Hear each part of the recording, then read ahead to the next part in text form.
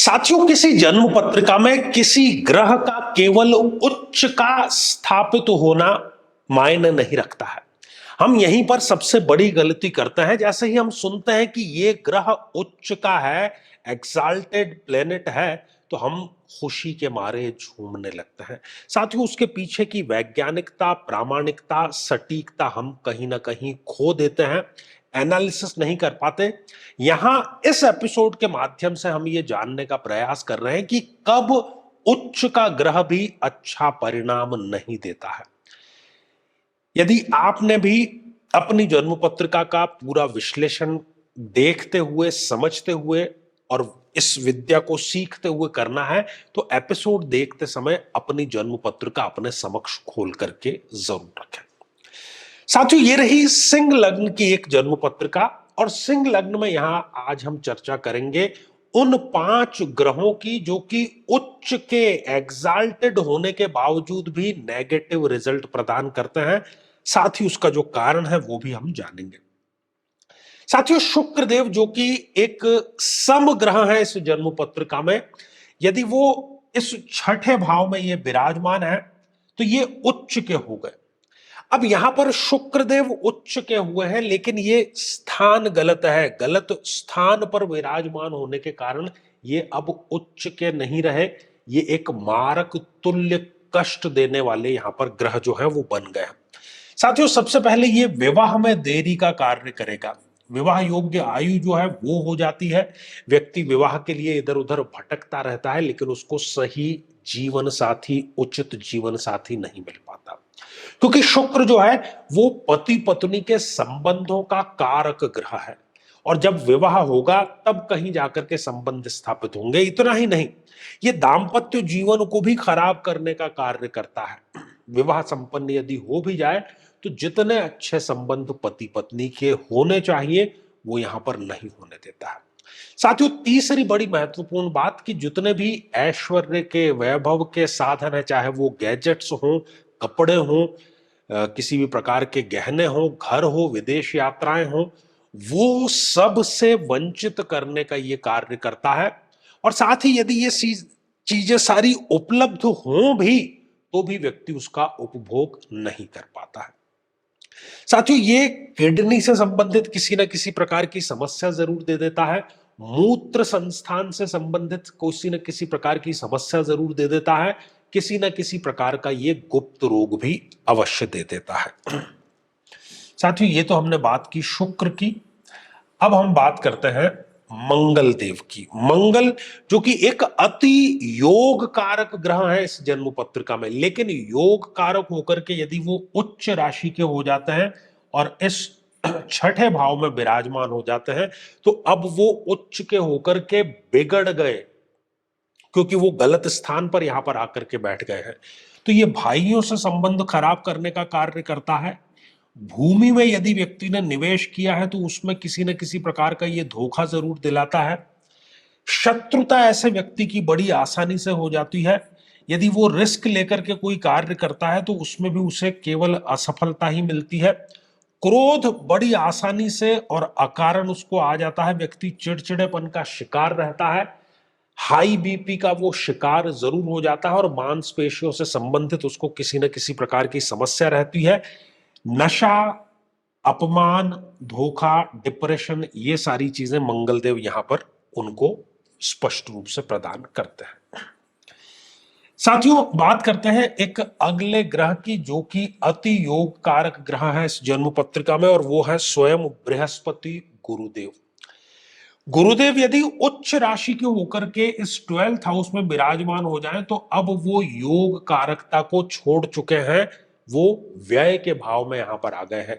तो वृद्धावस्था से संबंधित ये समस्याएं देता है, खर्च बहुत ज्यादा देता है। विदेश में जाकर के व्यक्ति किसी न किसी प्रकार की स्थिति में फंस जाता है। शुभ कार्य जीवन में होते नहीं, मांगलिक कार्य जीवन में होते नहीं। संतान के लिए भी उसको बहुत जतन करना पड़ता है। विवाह के लंबे समय बाद भी उसको संतान की प्राप्ति नहीं हो पाती है। सम्मान जितना उसको मिलना चाहिए समाज में, सोसाइटी में, परिवार में, वो उसको नहीं मिल पाता है। लीवर से संबंधित किसी न किसी प्रकार का रोग, शरीर में कहीं पर ट्यूमर होना, और मोटापे की समस्या, ये सारी की समस्याएं ये गुरुदेव इस उच्चता के कारण यहां पर स्पष्ट रूप से देते हैं। साथियों, बात करते हैं तीसरे बल्कि चौथे ग्रह की, जो कि है शनिदेव। शनिदेव वैसे भी एक अति मारक ग्रह है इस जन्म पत्रिका में, और यदि वो मारक हो करके उच्च के हो जाते हैं और इस तृतीय भाव में विराजमान हो जाते हैं, तो वो हर एक कार्य में देरी कराने का कार्य करेंगे, हर एक कार्य में संघर्ष कराने का कार्य करेंगे, अस्थायित्व रहेगा। व्यक्ति 40, 45, कई बार 50 साल का भी हो जाता है, लेकिन उसके जीवन में स्थायित्व नहीं आता है। पैसों पैसों के लिए वो इधर उधर भटकता रहता है। शरीर में जितने भी जोड़ हैं, उन जोड़ों से संबंधित समस्या, नर्वस सिस्टम से संबंधित समस्या देता है। व्यक्ति को ये ला इलाज बीमारी देता है, क्योंकि शनिदेव जो है वो स्थायित्व के कारक है। तो शरीर में जो कारण बीमारी का है वो भी स्थायी हो जाता है और वो ला इलाज बीमारी का कारण बन जाता है। साथियों, बात करते हैं चंद्रमा की। चंद्रमा यदि उच्च राशि के होकर के और इस भाव में विराजमान हो जाए, तो वो उच्च के होकर के केंद्र में कभी अच्छा परिणाम नहीं देंगे, क्योंकि वो एक अति मारक ग्रह है। माता के स्वास्थ्य से संबंधित सदैव चिंता बनी रहेगी। अपने को कला क्षेत्र में यदि व्यक्ति स्थापित करना चाहता है, स्थापित वो नहीं कर पाएगा, संघर्ष करता रहेगा।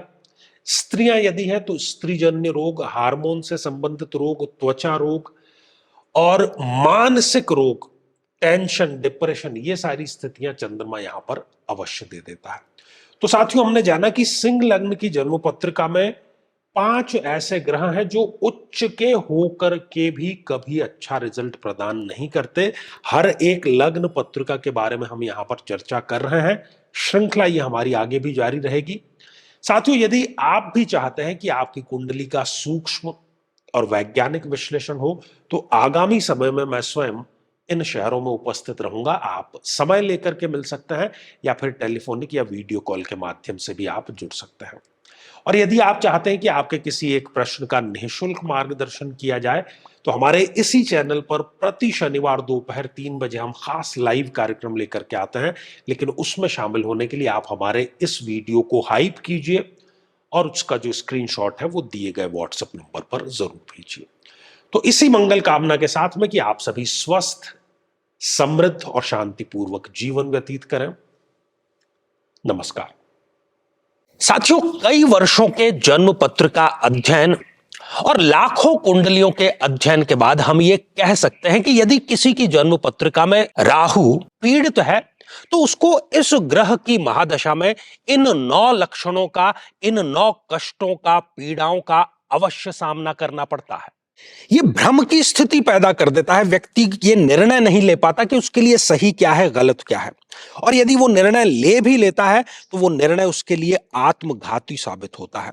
हर एक कार्य में हानि, हर एक कार्य में आकस्मिक समस्याएं सदैव खड़ी रहती है। व्यक्ति नशे की तरफ आकर्षित होता है और उसमें डूब भी वो जाता है। अपने ही लोगों से उसको धोखा मिलता है।